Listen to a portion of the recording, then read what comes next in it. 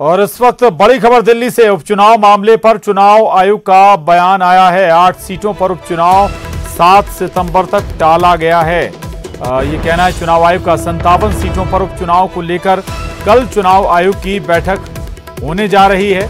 तो ये बड़ी खबर है, चुनाव आयोग की तरफ से साफ किया गया है कि चुनाव 8 सीटों पर उपचुनाव 7 सितंबर तक टाला गया है। वहीं 57 सीटों पर उपचुनाव को लेकर कल चुनाव आयोग की बैठक होगी।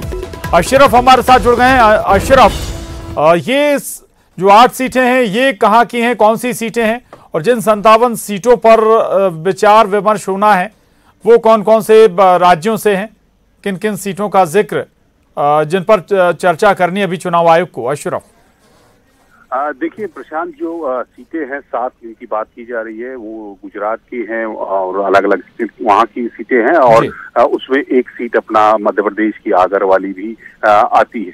लेकिन ये जो 7 तारीख तक जिन पर फैसला टाला गया है, बाकी जो 57 सीटें जिनके बारे में बताया जा रहा है कि हम उपचुनाव करा सकते हैं, इसमें एक लोकसभा सीट भी है और बाकी सभी विधानसभा की सीटें हैं। तो उसके लिए कल फैसला किया जाएगा, उसमें फैसला लिया जाएगा कि क्या हो सकता है, क्या इन परिस्थिति जो वर्तमान में कोरोना काल की स्थिति है इसमें जो उपचुनाव करा सकते हैं, जो पीपल्स रिप्रेजेंटेटिव एक्ट है उसके मुताबिक क्या वहां पर माहौल बना हुआ है, इन सब चीजों पर फैसला कल किया जाएगा। क्योंकि प्रशांत, आपको एक चीज मैं बता दूं, कुछ दिन पहले अभी हाल ही में सीईसी ने एक कार्यक्रम में फेसबुक के उन्होंने कह दिया था कि 27 सितंबर के आखिर तक हम उपचुनाव करा सकते हैं।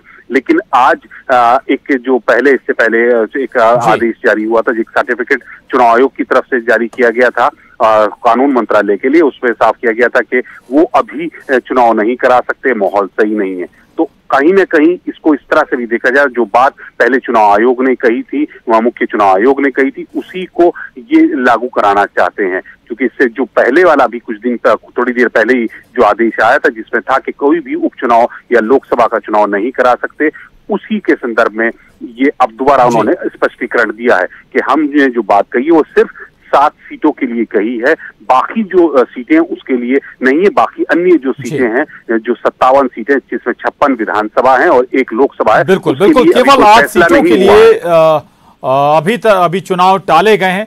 7 सितंबर से पहले जो चुनाव होने थे, 57 सीटों पर कल चुनाव आयोग की बैठक है और उन 57 सीटों को लेकर चुनाव आयोग कल इस पर फैसला करेगा कि इन सीटों पर चुनाव होना है या नहीं होना है। स्वाभाविक है कि इनमें मध्य प्रदेश की बाकी की सीटें भी होंगी। बहुत शुक्रिया अशरफ आपका इस जानकारी के लिए।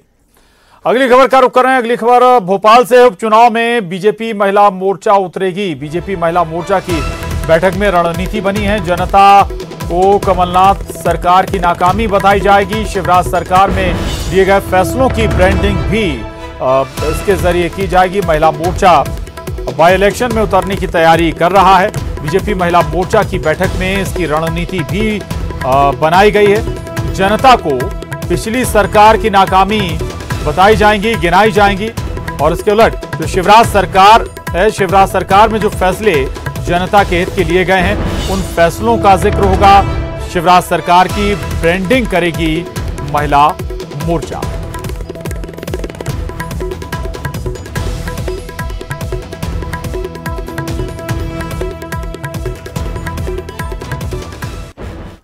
और अगली खबर कोरोना संक्रमण से जुड़ी हुई। कोरोना को लेकर लापरवाही बर्दाश्त नहीं होगी।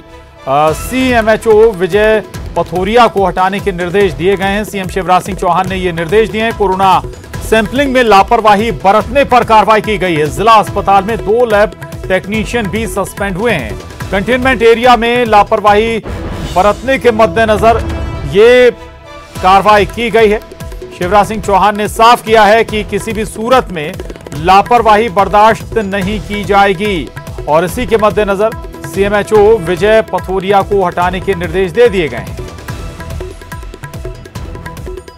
सुनील उपाध्याय हमारे साथ जुड़ गए हैं। सुनील, किस तरह की लापरवाही थी, क्या अनियमितता बरती गई थी, आखिरकार सख्ती हुई है? शिवराज सिंह चौहान का आदेश और एक्शन भी अब हो गया। सुनील जी बिल्कुल, बता दें जिस तरीके से पहले छतरपुर जिले में एक भी कोरोना पॉजिटिव मरीज नहीं था, उसके बाद लगातार जो है कोरोना पॉजिटिव मरीज पाए जा रहे थे, और उसके लिए जो कंटेनमेंट एरिया बनाए जा रहे थे, जिसको लेकर जो लैब टेक्नीशियन थे और जो सीएमओ थे उनके द्वारा लापरवाही बरती जा रही थी। हालांकि कई बार ऐसा भी हुआ कि जो जिनके सैंपलिंग लिए गए थे उनके नाम और जो उनकी जाति है उनको गलत तरीके से लिख दिया गया, जिसके चलते यह कार्रवाई की गई। जब मुख्यमंत्री शिवराज सिंह चौहान ने वीसी के जरिए पूरी जानकारी ली, जब उनको इस पूरे मामले की जानकारी लगी कि इस तरह से जो है लापरवाही यहाँ पर बरती जा रही है, उसी को लेकर उन्होंने सीएमएचओ विजय भदौरिया को हटाने के निर्देश दिए। और वहीं दूसरी तरफ जो कलेक्टर है, उन्होंने जो 2 लैब टेक्नीशियन थे उनको तत्काल प्रभाव से सस्पेंड कर दिया है। जी